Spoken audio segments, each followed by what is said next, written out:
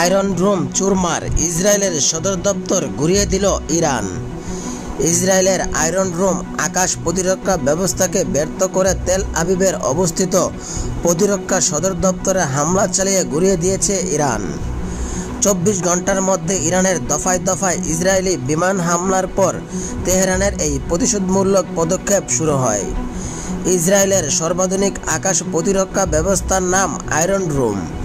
মূলত এটা এমন এক ধরনের ক্ষেপণাস্ত্র ব্যবস্থা যা লক্ষ্যবস্তুকে আঘাত হানার আগেই শত্রু ক্ষেপণাস্ত্রকে আকাশেই ধ্বংস করতে সক্ষম।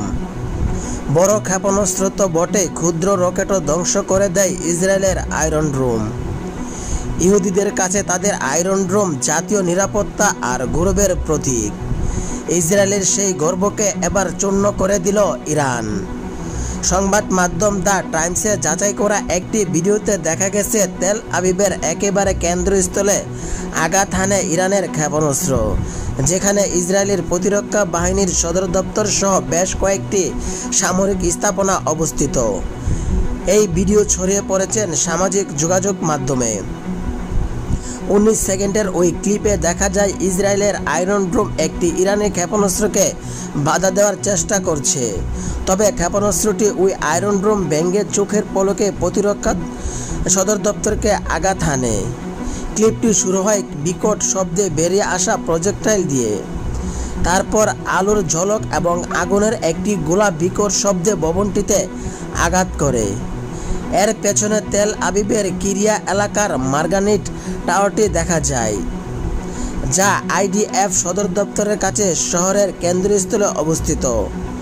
শুক্রবার সকালে ইসরায়েল ইরানের পারমাণবিক স্থাপনা এবং সামরিক স্থাপনা লক্ষ্য করে ভয়াবহ হামলা চালায়। এতে ইরানের বেশ কয়েকজন সামরিক শীর্ষ কর্মকর্তা এবং পারমাণবিক বিজ্ঞানী নিহত হন। এরপর ইসরায়েলের প্রতিশোধ নিতে শুরু করে তেহরান। গতকাল শুক্রবার সকালে ইসরায়েলে ইরানের পারমাণবিক স্থাপনা এবং সামরিক স্থাপনা লক্ষ্য করে ভয়াবহ হামলা চালায়। এতে ইরানের বেশ কয়েকজন সামরিক শীর্ষ কর্মকর্তা এবং পারমাণবিক বিজ্ঞানী নিহত হন। এরপর ইসরায়েলের পাল্টা হামলা শুরু করে তেহরান।